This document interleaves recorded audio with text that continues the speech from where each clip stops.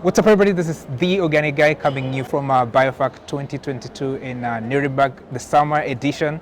And now I'm joined by Lee Holdstock of the Soil Association. And I've had him in the podcast before. We talked about the organic market in the United Kingdom. The last thing we talked about was the growth that we saw in the organic market, about 12%. This time we didn't quite see it. So take us through that. What happened there? We've seen a slight decline, now down to about 5.2% in 2021.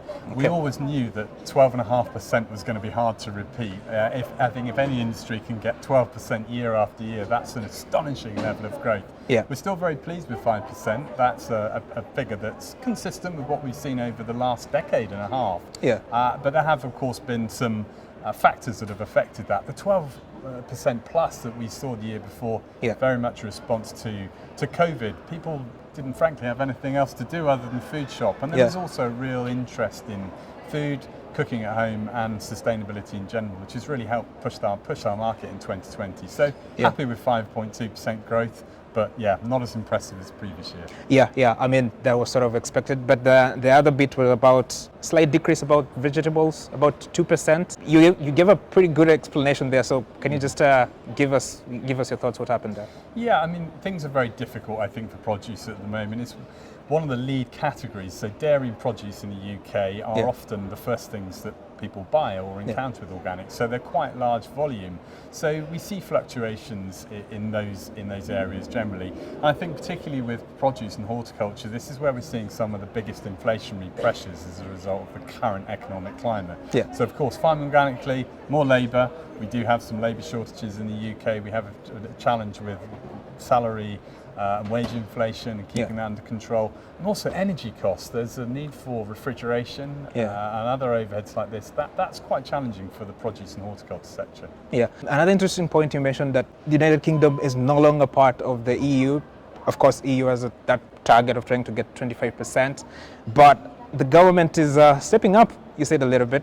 So what's happening there as well? Yeah, I mean, we're really pleased to see that we've gone from a position where the UK government are looking for replacements for payments to farmers to replace common agricultural payments. Then initially there was some thinking around income foregone and specific schemes and incentives that may not have included organic. We may have seen organic bypass, but after much conversation with the government on the part of the organic movement, we're really pleased to be able to confirm that the sustainable farm payments, the SFI payments, will recognise organic farmers who are certified. So all that public good that these guys are delivering, it's great to see the government acknowledge that. Yeah, definitely to see. The other bit also that I found quite interesting is the bit that you mentioned. Amazon has this program of trying to encourage consumers to shop more climate-friendly products.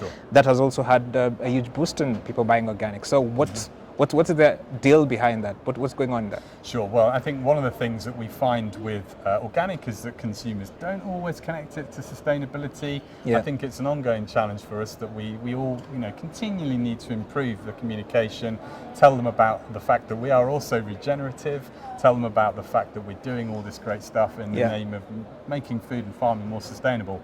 What Amazon have done quite interestingly is that they've created a filter which you can filter out products which have the climate pledge. Now, climate pledge isn't just about organic products. There are a number of schemes and measures by which Amazon will give your product the climate pledge. So we're helping our licensees to ensure that they're selected in the platform where they supply.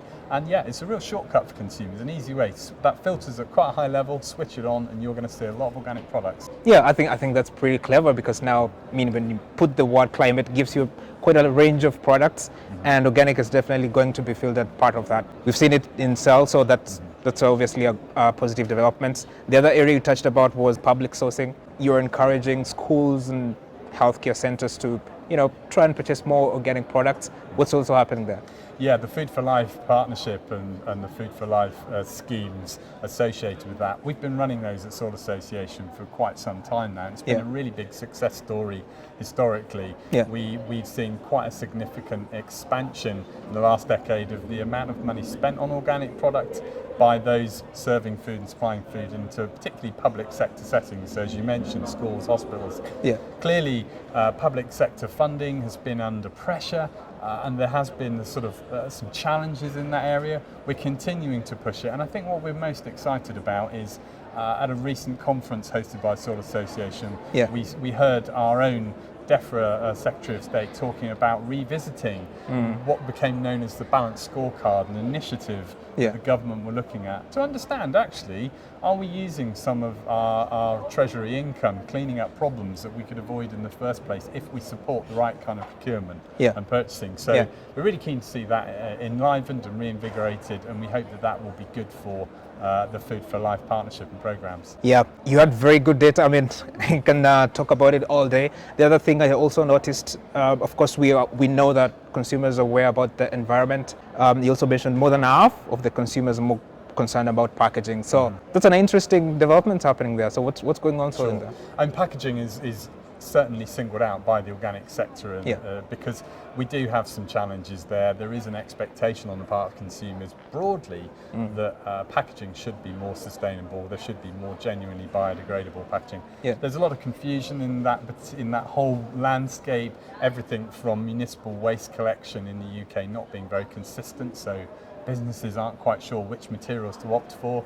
We also have some fairly niche challenges in organic. For example, the regulation requires that we separate product. That's what certification and a lot of standards are trying to achieve, this preventing substitution and critically contamination. So unfortunately, there's an onus on organic products to be potentially more packaged. So there's real interest in how we meet the consumer sustainability expectation, both in terms of the way that it's farmed organically, but also the way that it's actually packaged. So there's a lot of work going into that. And we even have some challenges in organic around things like GM.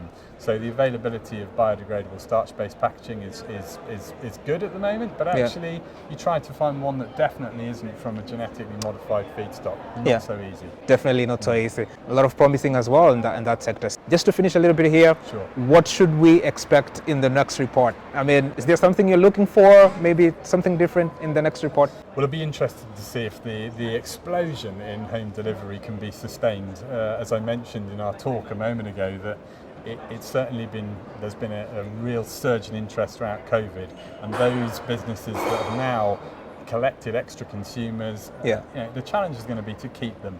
For the wider organic market, it's going to be interesting to see whether the broader economic outlook slows things down for us. I think what I would say is that we've seen this before. I was working for Soil Association in 2008 when we saw the last downturn. And one thing is clear, is that consumers are increasingly more interested in sustainability. They're increasingly joining the dots between organic. That's a trend that's not going away. And I'll say this, that the tide has come in and out on organic many times over the last few decades, and each time it comes in stronger. So I think our message to the sector is let's work together and weather the storm, because organic's not going away. Oof. That's some encouraging words right there. So thank you very much for giving us those insights. Great.